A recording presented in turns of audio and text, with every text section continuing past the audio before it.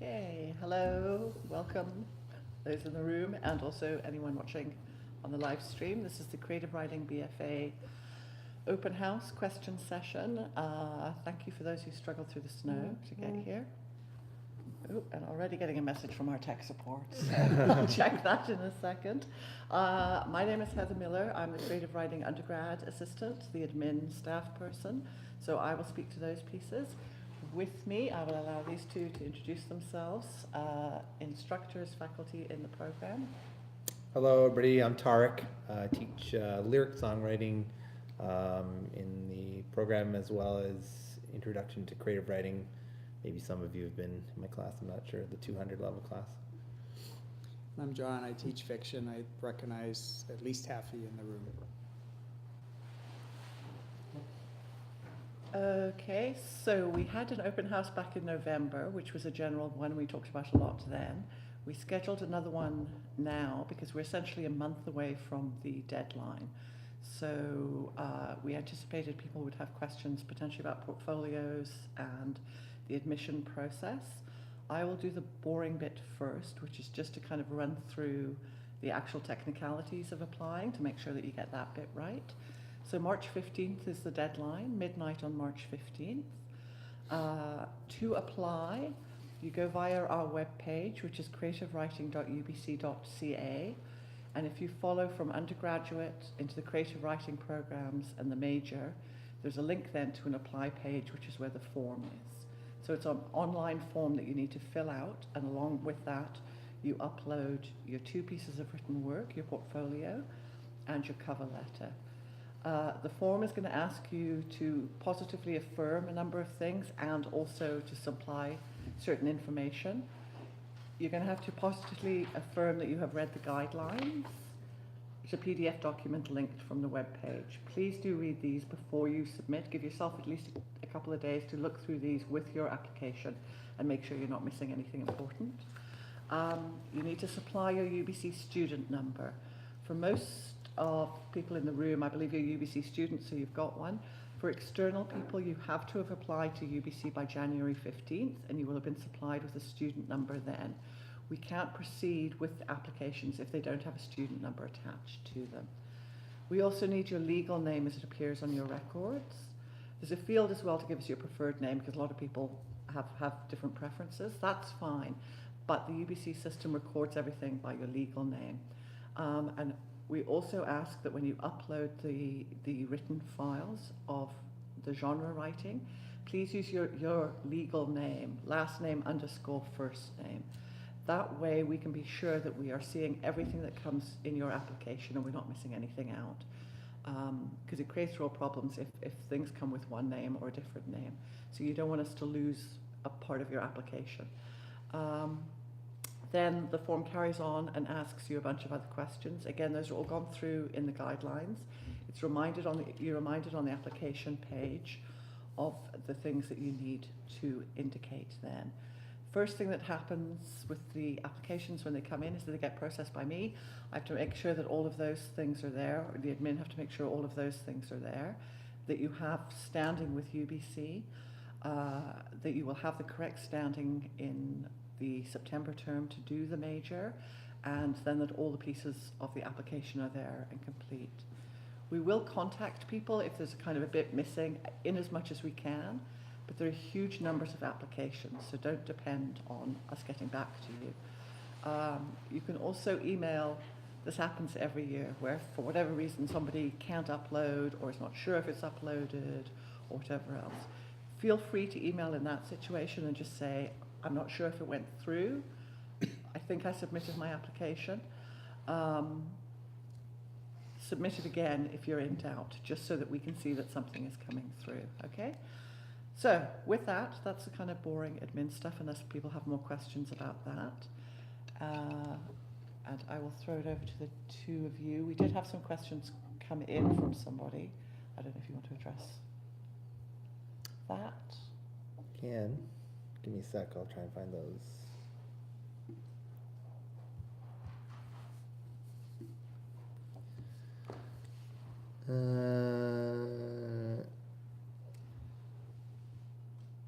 Well, here's the big one, I guess, regarding the portfolio. I guess, can I make an appointment to have someone look at my portfolio? We were talking about this morning, John. We can't do pre-screenings of portfolios, so do your best work and submit it. Unfortunately, we can't vet them in advance, so. Yeah, and I would just add to that, guys, that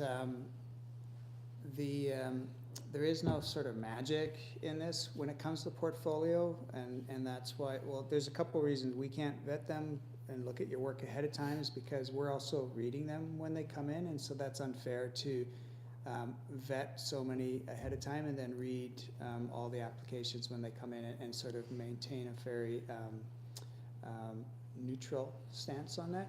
But the main thing around the portfolio is that everyone's always asking, what do I submit? What do I submit? And I would say the best advice that we can say in reviewing the ones ourselves is submit always your strongest work, not the work that you feel would get you into the program, but the work you're most proud of, that is considered your strongest. Send it in your strongest genre, and then as a second genre, send your work in what you consider as your second strongest genre. I realize that's like stating the obvious, but that really is the best advice we can give. I think the other piece around the portfolio, as Heather indicated with the guidelines and the book to look at that you can download from the website, is to really pay attention to what the guidelines are for each of the genres, the page requirements, the word counts, how to format, that sort of thing, and just stick to that. Because generally, if you submit more pages than we call for, we just stop reading at the pages that we're given, just because there's so many. There's, on average, about 100 applications each year, and so that's a lot to wade through. So just follow the directions, the instructions, and you'll be in good shape. Submit your strongest work. Any questions? Yeah, great. Where can we find the place to like apply and send all of our stuff? So it's through our webpage, which is creativewriting.ubc.ca, and it's a bit of a breadcrumb trail. You go to the undergraduate tab, and then there's the undergraduate programs, the major, and from that there's a link to apply now, and that takes you to the application page where the form is. You can also always email crwr.undergrad@ubc.ca, and I'll send you the link directly to the application page as well. So. And so it's only 2 pieces necessary in our portfolio, our 2 strongest pieces? 2 genres, yeah. Yeah. Yeah, each genre has a sort of a minimum and a maximum sort of word count or page note that you would find in the guidebook as well. So that's something good to read. And for example, if you're submitting in fiction and screen, those requirements might be a little bit different than what they might be in nonfiction and poetry, for example, right? They all have different sort of page counts and word counts. So the minimum page requirement is 10 pages, but yeah, then 10 it varies. pages. Double spaced, right? Yes. I believe it's double spaced. Yeah. Yeah. Yes. So in terms of submitting, for example, fiction. Yes. And I know that it mentioned to not put your name anywhere on the document so Yes. that when you're reading it. I was just wondering, can you still have like a title page? Is the title page included in the page count? How does that kind of work? Yeah, great questions. I don't think it's necessary to put a title page on. Just the title on the front of your piece is enough. You know, they're not extra points for making it look as pretty or as beautiful as possible, but clarity is everything. So, you know, do adhere to the 12-point type double spaced thing, and then a title on the front page is enough rather than an additional page. I mean, yeah, that should work fine. I think the only other thing would be if you've got more than one piece of work in the same submission, so your fiction has got 2 pieces, just put a brief note at the beginning of the first page that there are 2 separate bits of work, just so to make it easy for the person reading it. Yeah. Would submitting a stage play and a screenplay is the two different genres be too close? I don't believe so. I think they're No. entirely different No, genres. we teach screen and stage are at the moment separate. Yeah.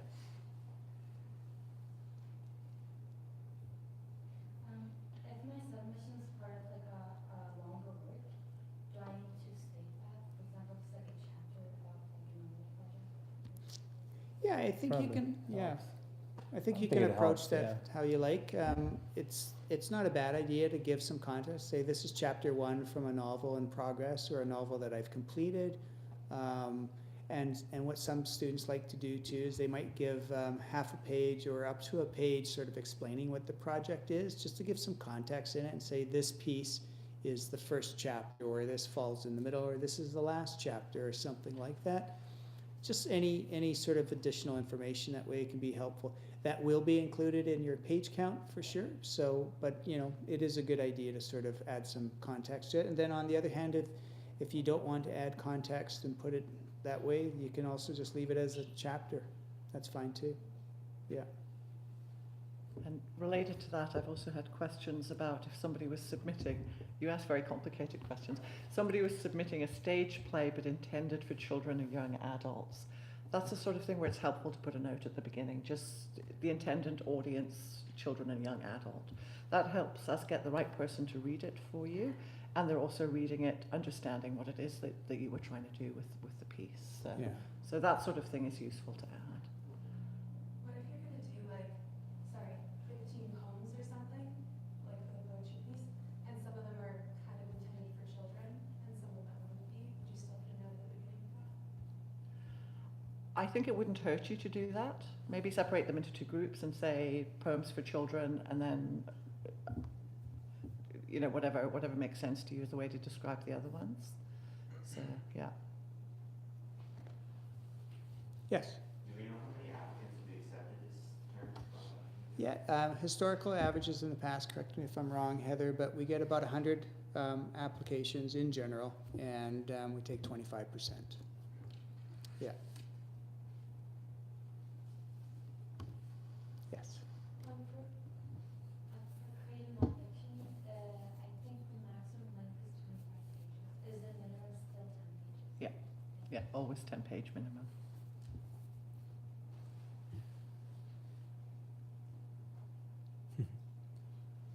I had a question in terms of the cover letter. I was just wondering how formal we are trying to make that. Are we like kind of job application formal, or is it more, because it says your style of writing, so are we trying to show, this is a very exaggerated example, but if it's like fiction style of writing, am I like trying to make it more like a story style, or if I was doing like nonfiction, is it more like a biography style, or is it just like the normal kind of formatting of a cover letter? I don't know. My sense would be that, I don't know, maybe you have a different vibe for what you'd be looking for. I think, I mean, reading these guidelines, I feel like a creative, you know, kind of taking a creative approach is good, and it's, you know, finding a sense of voice. I don't know that it has to necessarily be a fiction story or something like that, maybe. So maybe it's somewhere in between, you know, something that's too formal. I don't think it needs to be, but if we get a sense of who you are and your personality coming through in the cover letter, I think that's probably the best way to go. I mean, think of the cover letter as a way that you're offering some information to the readers of your application that they wouldn't otherwise know about you. You know, sometimes what some students do in the past is they've said, I've taken this course here at UBC with this instructor, and I've taken this one elsewhere, something like that. That can be useful information. It's not necessary, but it can add some context to it. I consider myself primarily a fiction writer, but I'm also interested in writing poetry, and I have taken some screen. These sorts of bits. If you've ever won any awards or published in anything, it doesn't matter whether you consider it to be the most important publication or not. That's sometimes useful to know, and if you haven't, it doesn't matter either, because ultimately what the faculty are looking at is the quality of the writing in the portfolio itself.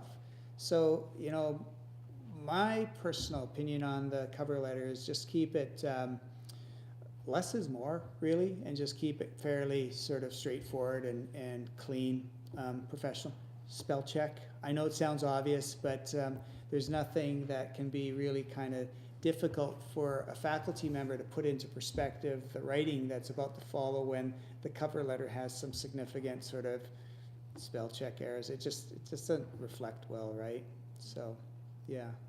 What kind of things are going to, like say you're reading a piece that somebody's written, what's something that's going to say, you know what, this person is not getting it, like this, like these, there's too many of these errors, or like this is something that we don't want here, like what is, you know, the negatives, the things that, you know, make you just get rid of this application. Things to avoid, I guess, while when making an application. I think it comes down to the writing. I mean, ultimately, like, you know, I think John's points are excellent about the grammar and stuff like that. But I don't think that's going to be the thing that's, you know, there are certain credibility things that I think John's talking about. I think it's important, certainly in your cover letter as well. But I think the quality of the writing, really, it's almost, you know, that's really what we're going to look for. In a sense of understanding the genre that you're writing in. If you're writing in nonfiction, you know, if you're writing in memoir style, or a sort of sense that you understand the genre that you're writing in. Originality, like uniqueness of voice, originality of voice, all that kind of thing, I think is important in the piece as well. I think it's also important to say that if you're not accepted, it doesn't mean that there was something wrong with the writing you Yeah. gave us. That That's a just good the point. volume of applications mean that we turn down people who would be fine in the program. So it doesn't necessarily imply a negative judgment about your writing in any way at all. So. Yeah, absolutely not. And the other thing too is a lot of people don't get in the first go. We see a lot of the applications the second time around, and sometimes they get in because they've realized after another year of writing they've further honed their voice and just become stronger at writing. You all know this is how writing works, is the better you get at it is through a lot more writing, right? So, but you know, part of what I'm also hearing in the question is there a preference for style or type of genre or anything like that? And that's a hard no. People submit fantasy, get in. You can submit, if romance is your thing and you're writing in fiction, sure, submit it. Quality of writing is the baseline, so it's not on the subject area at all. Yeah, yeah. Do you get like emails if you do get accepted or don't get accepted, and then when do you find out? Everybody is notified. The first batch would be for those who've been unsuccessful. The next batch would be the offers. We'll also make a decision about potentially running a wait list as well, so we would inform those people. But everybody who submits an application, if they've given me a valid email address, they will get a response from us. Yeah, yeah. Do you know like about when you find? It's all being sort of firmed up at the moment, and I don't want to say a definite date because then people like start sending lots of emails and calls on that date. But by May, we will be letting people know, because that's the point at which people are making decisions about what to do the following year. So yeah. What is the submission deadline, sorry? March 15th. Yeah, it's good practice, I think, just as a pro tip, to submit it ahead of March 15th. I know I've experienced panicked emails or even just face-to-face conversations with students in my classes that have been trying to submit the day of, and they encounter, you know, stuff happens, as you all know, when a deadline approaches, your computer stares at you blankly and doesn't do anything, or things crash, right? So I do think just plan ahead and try to give yourself, start submitting it just a little bit earlier is good advice in general, just so you don't meet it, because it is a hard deadline, I think, right, Heather? Yeah, we will shut it down. Yeah, there's no like, you know, yeah. It isn't fair, apart from if we don't know that there's a valid reason for somebody submitting late, it isn't fair to everybody else who put in the effort and kind of maybe put in a sleepless night or whatever to make sure that they got their application in on time. So that's why we just have to be really definitive about it. So I know that like you only apply for your third year, but like in your first and second years, like other than just taking like one 200 level course, is there anything else you need to do in your first 2 years? So you can. Need and a good idea are different things. So the only hard and fast requirement we have is that creative writing 200 requirement. So that's the only thing that we're going to check against your record. But these two can talk to a little bit about, I mean, our 200 and 300 courses in our minor, I say this a lot to people, but we have an incredibly strong minor program, a very, very good minor program. So Tarek and John can both speak to what you'd get out of taking 200, 300 level creative writing courses. So.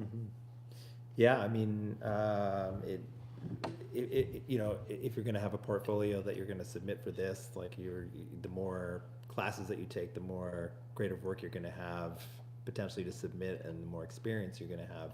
So I think take as many things as you can.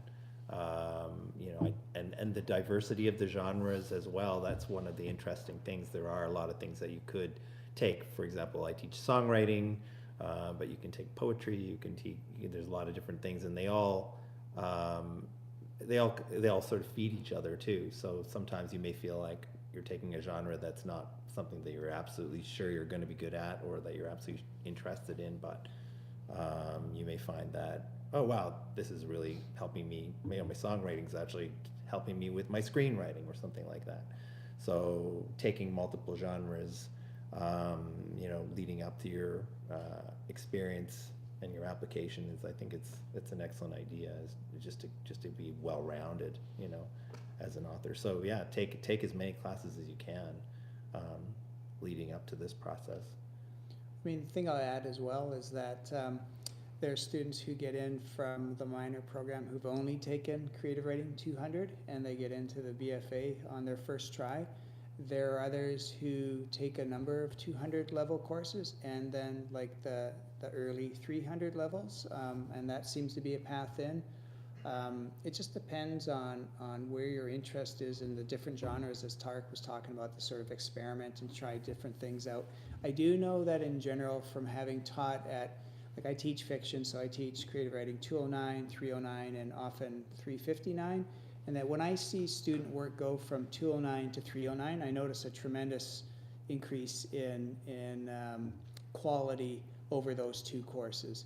When I see it from 309 to 359, which is more of a workshop model that's that much of our BFA program is based on, I notice a tremendous difference in the quality of work from 309 to 359. So I think if you're in the situation where you're still thinking about applying for maybe next year or something, you're planning ahead this way, then to take some of those upper level ones can be really great that way too, because you're working in a smaller workshop and you're bringing all your skills that you've learned throughout the minor program into those very workshop based courses, which is how the BFA program is run. So yeah, but there is no, again, if anyone here hasn't done that, that's not necessarily the way in either. So like I've said, I've seen many students get in just by taking 200 or one version of poetry, and they get in in poetry or something like that, right?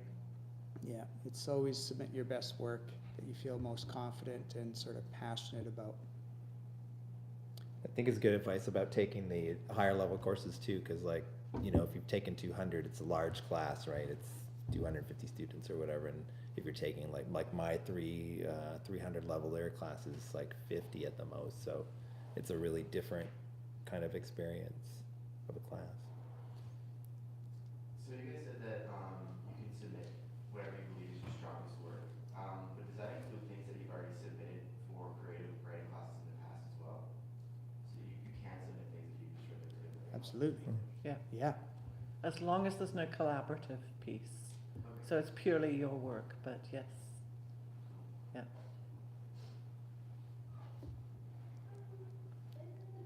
A different college in the fiction course, I'm just wondering if there are ideas here to sort of not like what might count as plagiarism, because once there's a story about like what would happen if a bunch of angry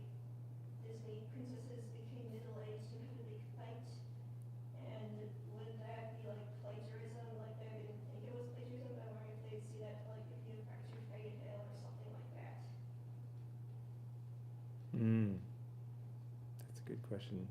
I guess it's I th- fan fiction. I think, yeah, you're talking about fan fiction or sort of a reinterpretation of something that already exists. Is that correct? Just as a point of clarity? I don't really know. Okay, Like it's kind of like if you have a different story, but if you, I don't know, use something from somewhere else. sure. So you like change it, or like if you use, like I don't know, like if you're about Winston Churchill, but Winston Churchill is really an alien who's in the middle of the earth and has a limited personality or something weird Sure. like that, but it's still Winston Churchill, but you changed it.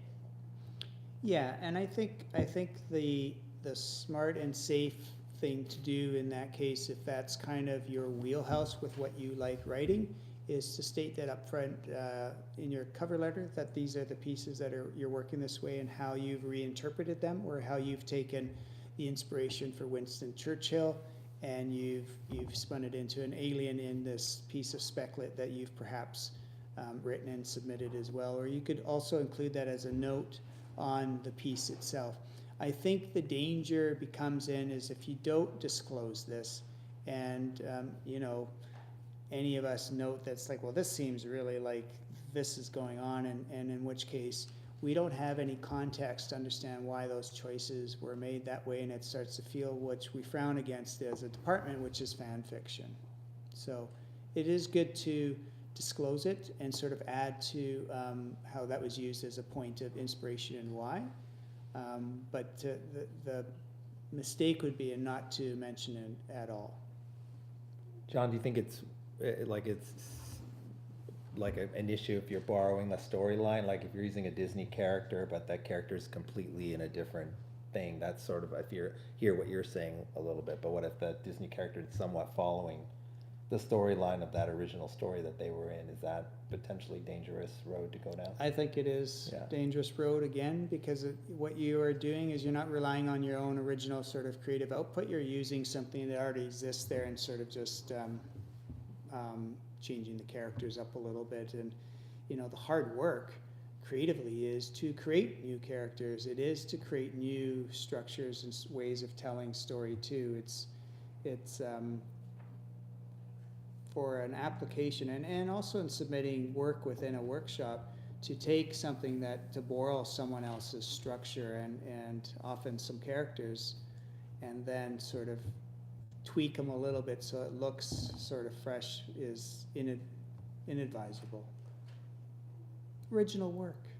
You're all very talented. You have so many ideas. If you spend more time developing those than looking at some of your favorite tales to just sort of use as launching points, you'll be in a lot better shape.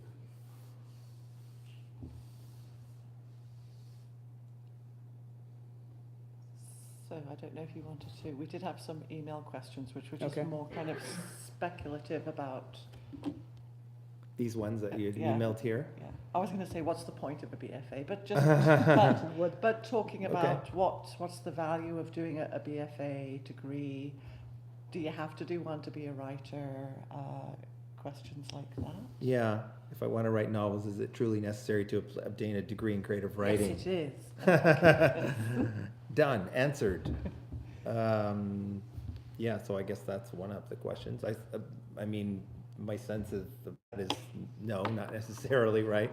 You could arrive at a writing career in many different ways. So, but there are benefits to doing a program like this. You just have to assess if it's the kind of thing you want to do, if it suits your needs. But you know, I'm sure we could list many of them, including part of this kind of idea that you're around other, you know, other people, other folks who are writing and doing the same thing. That I think is one of the biggest things. You know, if you're just writing, I know that from being, you know, writing on my own projects and sitting in my apartment and doing them by myself gets kind of lonely. So you need, it's nice to have people to bounce ideas off of and share experiences with. So I think that's a big part of it. That's one of the things that I could say would be a plus for being part of a program like this. And there are surely more things that we can add to that list. Yeah, but it's not if you want to write books for the rest of your life or at any point in your life, Yeah. you don't need to take a writing program for it. Writing program can definitely help. It does build community, as you said, and it gives you some tools of craft. But you can also get some of these tools just if you read books on craft too, right? So I think making the decision to continue on and study writing for 2 years is a very personal one, and also one that is sort of something that you're always aligning with your life and sort of academic goals too. So I do think that is a choice that's different for all of us in this room now, and there are many people, published authors out in the world who have never taken a writing course ever, and there are many who have. So you just determine what's going to work best for you. But I think there's something really, I know any of us who've gone through it, we think there's something terrific about spending time with what you almost consider as like your people. And maybe you already know this, taking your creative writing classes now, as you kind of go from big lecture into the smaller ones, as you realize there are these other people on campus that share kind of the same things I do. And it's kind of nice to find your group, your crew, your squad, whatever, right? And sort of bond together over that and sort of talk, reading, writing, that sort of thing. And that's what the BFA really becomes, is because it is even smaller than what you're accustomed to in the minor program. And so that support with your peers and also the instructors can be something that can really help you continue to write and develop as a writer in your early careers too. And I think there's also, I don't know if luxury is the right word, but in doing an arts degree, but also to have that opportunity to spend 2 years just immersed. You're not having to earn a living being a writer at that point. You're all about learning to be a writer. And you've got 2 years to work with people who are writers, to work with a community, to develop links and connections that hopefully would stand you in good stead, which, if you do make the choice that that's the right thing for you, that's an incredible thing to have those 2 years of that experience in your life. And you'll never get that kind of chance again once you leave and the realities of making a living and all of those things kind of come along. So, but you know, a question that's attached to, should I do a writing program, an undergrad, a BFA program? Another question that's attached is, like, maybe one day I'd like to do an MFA program, right? Do I need to do a BFA to enter an MFA? And no, you don't. You can enter an MFA program in rare cases without a degree and just like spectacular writing, or an undergrad degree in any discipline, science, commerce, you name it. We've seen all types. Everyone in our MFA program comes from different walks of life and educational experiences and work experiences. So is the BFA necessary if you're thinking of entering an MFA sometime in your life? No, not at all. And the other thing too is the multiple genres thing again, Yeah. too. We can bring that back, and that's something that if you were maybe just doing it on your own, it's harder to sometimes tap into those other genres. You just don't find the exposure to it, or you don't think about it even, right? So again, program like this, you're just running up against it, and you're like, oh, maybe I'll try and do something I've never done before. and UBC's program is actually the kind of broadest in terms of the genres offered. I don't think you could find a We are a program world leader elsewhere, yeah. in this, So it's this gonna have area, as many. both in our BFA and MFA programs as being multi-genre. Most you enter and you write fiction, and that's all you do in other programs. Here you get to, a lot of people enter writing they like writing screenplays, and then they end up writing a lot of poetry and song lyrics and all this other stuff that they never knew they had a talent for until they entered the program. They're taking all these different courses too. And you kind of know that already from the minor program, is this sort of opportunity to experiment that way. There was a question in the back there. Oh yeah, I was gonna ask for like Oh. interdisciplinary studies. It says that it's like locked for 400 level courses, but then it also says that you can like check your availability with a creative writing undergraduate advisor. So I wanted to know, like, is there a chance you could take it or no? A very, very, very small chance. Interdisciplinary studies is quite a specialized sort of area. We put that note there because sometimes people are doing interdisciplinary studies and identify creative writing as one of their areas of interest. and then sort of feel that they should be able to take courses. It's very unusual that an interdisciplinary study student would be allowed into a 400 level creative writing course. We're not a pure cohort program like BMS or some of the other degree programs, but we are a quite self-contained major program. And as we've described, 100 applications and 25% get in. It's a very high standard.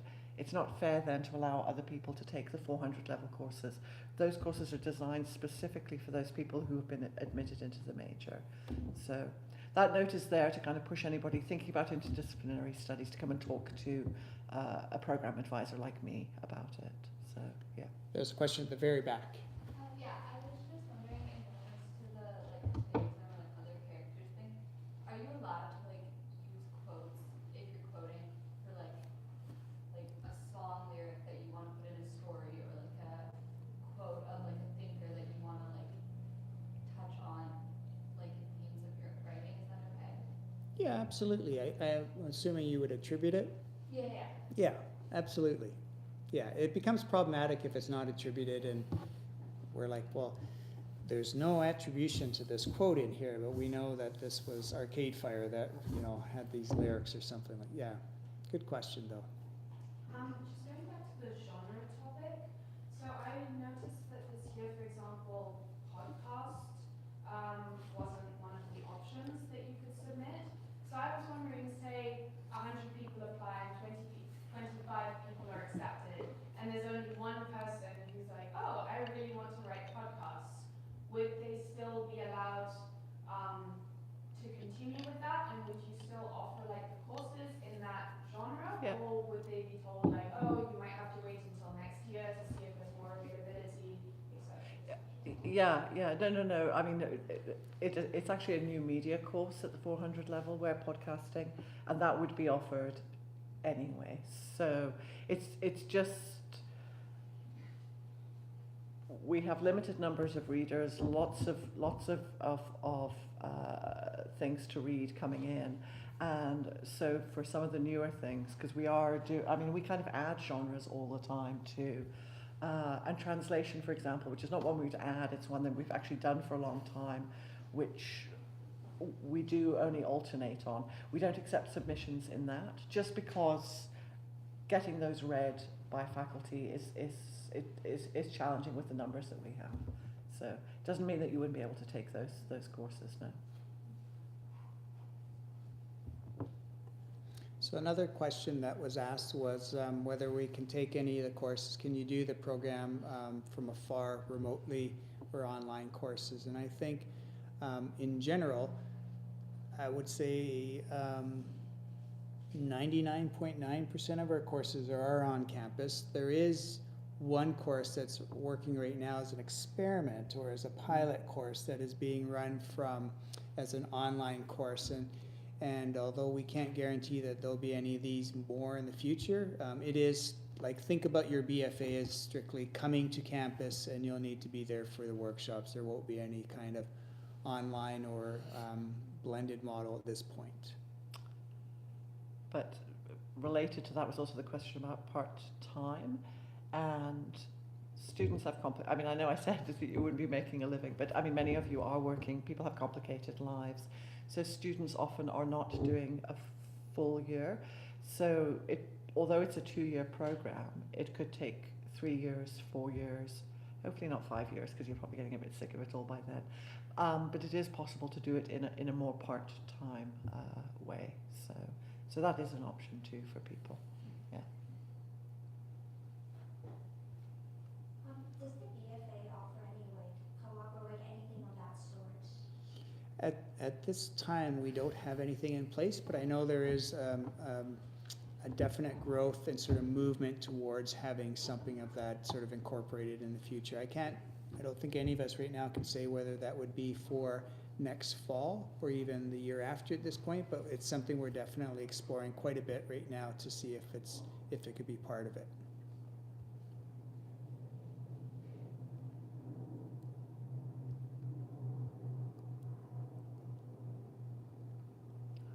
So I said at the beginning that there was a guide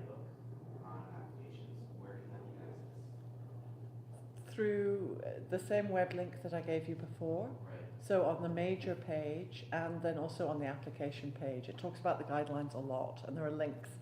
There are sort of little boxes that say guidelines and so on. If you do have trouble finding it, again, crwr.undergrad@ubc.ca, and I can send you the links and things so that you make sure that you have those.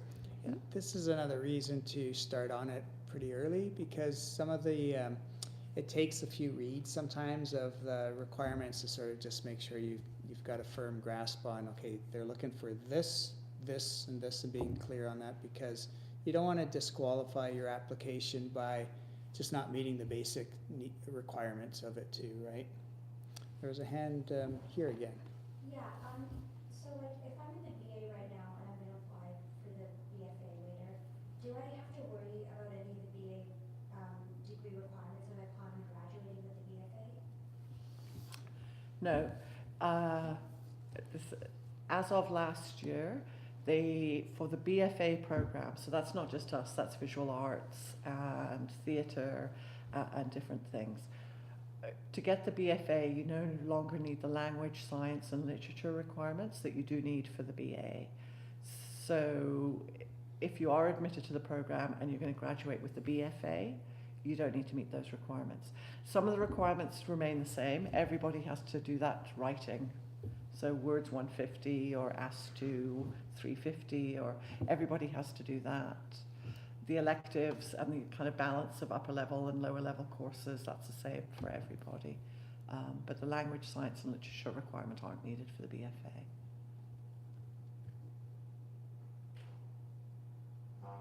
So if, say you're like, you want minimum 10 pages, but say I want to submit, my strongest work is a short story in fiction. Do I submit that short story that's say only 5 pages and submit another story on top of that to complete the 10-page mark, or is that something that I should avoid, just trying to find a piece that's at least 10 pages? No, I think your strongest work is always the baseline of which to do this. If it is 5 pieces, you know, in the example you're giving, if it is 5 pages, you still do need to meet the 10-page requirement. So it might require, and this is again why to start the application early, you might need to write another 5-page fiction piece in that result, or several ones, right? If you're working in 209, for example, you might be writing a number of microfictions that are a page each or something like that, right? Just to make up the minimum. Yeah.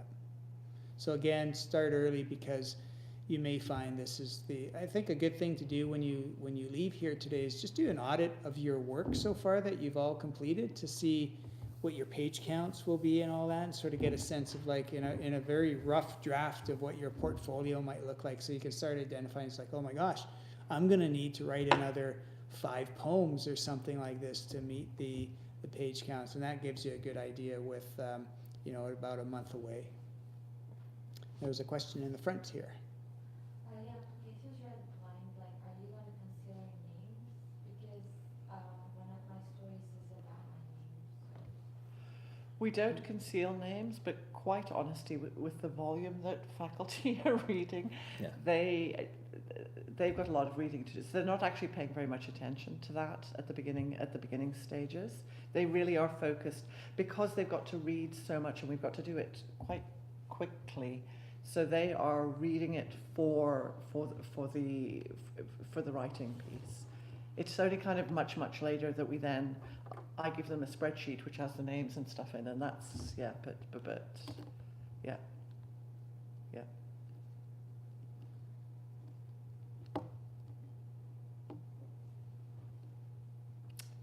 Were there any more I think you had a question there. Oh, yeah. Are there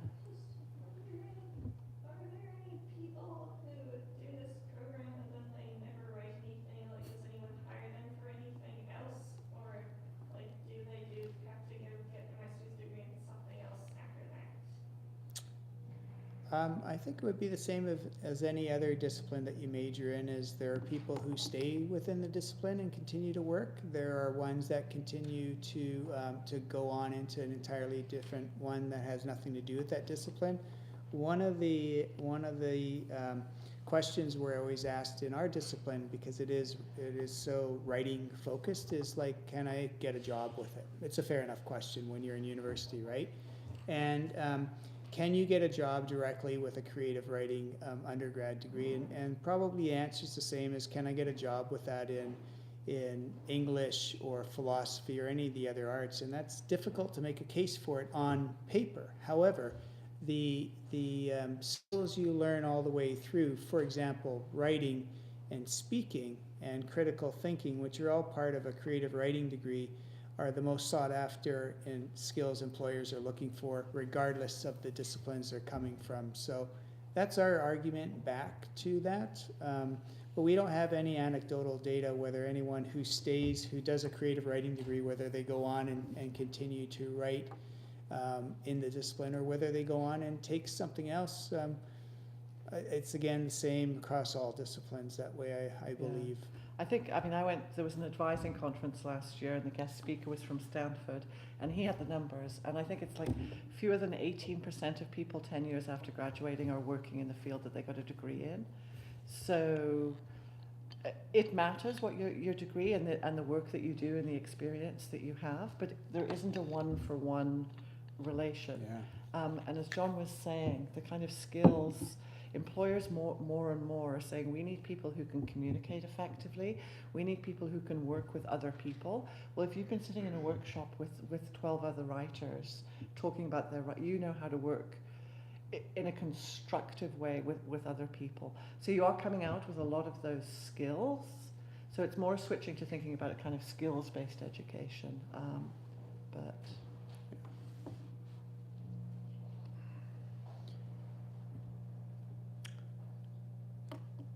So like if I'm writing fiction and I have like usually like the characters' names have some sort of meaning.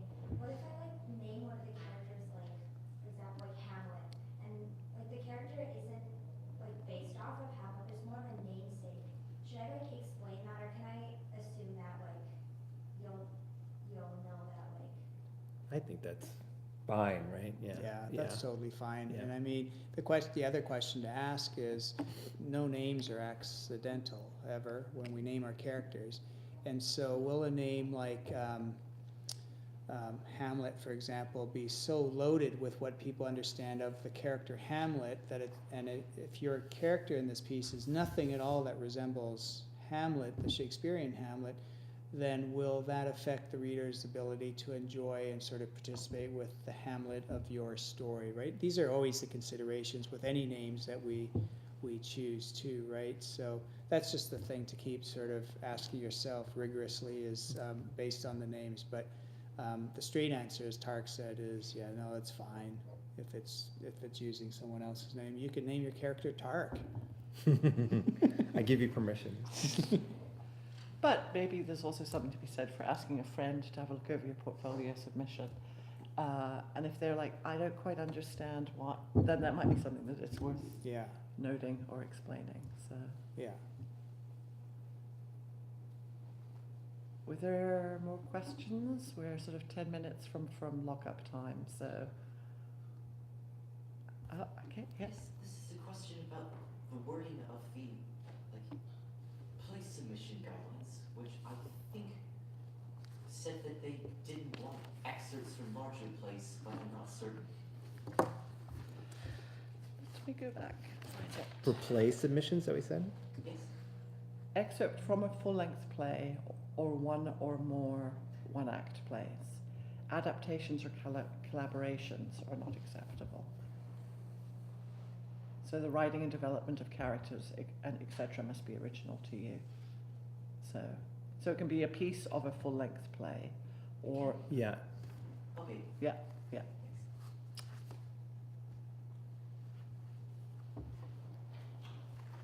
And I think, I don't know if you want to talk about it, but that adaptation point, which is not quite the question that you were asking, but I would think that adaptation is probably something to stay away from. Yeah,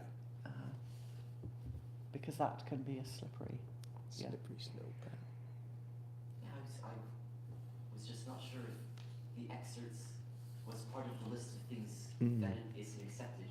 Oh, okay, because of the wording of how it's worded there? Yeah. I'll give Maximum it back 30 to pages, excerpt from a full-length play or one or more one-act plays, so it's okay to do that. I think it's the adaptations or collaborations which are not allowed.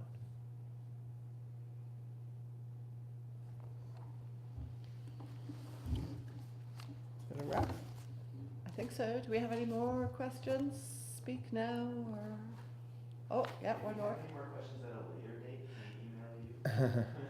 crwr.undergrad@ubc.ca, and either would pass it on, answer it, or say, unfortunately, I can't answer that, we can't answer that, depending what the question is, but that's the first point of contact for almost anything, so, yeah. Just anecdotally, a show of hands if you're planning on applying. That's fantastic. Yeah, that's fantastic. I think you should. I think it's always good to put yourself out there and apply for these things, and you know, it's great practice. Submit your strongest work and put together the portfolio. And you know, another reason I keep coming back to this thing about doing it ahead of time is that it can take quite a bit out of you.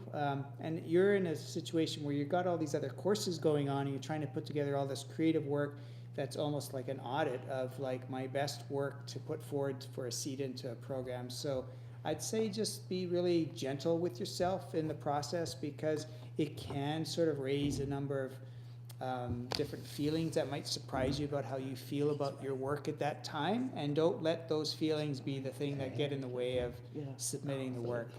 Hit send, get the stuff in, because sometimes you'll be so familiar with it that you're of course going to sort of naysay it, and meanwhile you're now taking yourself out of something that is a potentially a great opportunity. So I do think you know, be aware when that comes up, but just go ahead, submit it anyways. It's part of fear in anything, you know, confronting it. So go for it.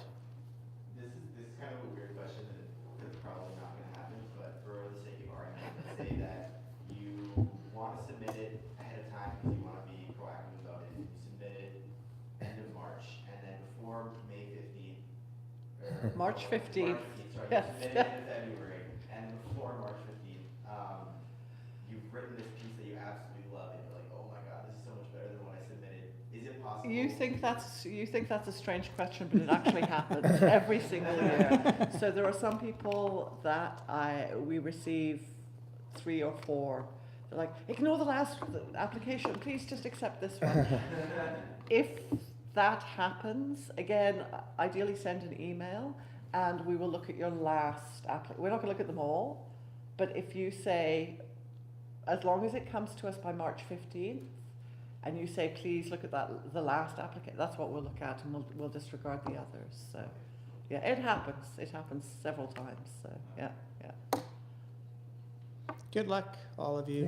Yeah, we're looking forward to reading your work. It's a wonderful program, and it's a wonderful opportunity to apply as well. So the two are very different things, but you need one to do the other. So jump through the necessary hoops and just do your best putting your portfolio and application together, and we'll be very excited to read it. Have a great Good luck. afternoon. Yeah, good luck.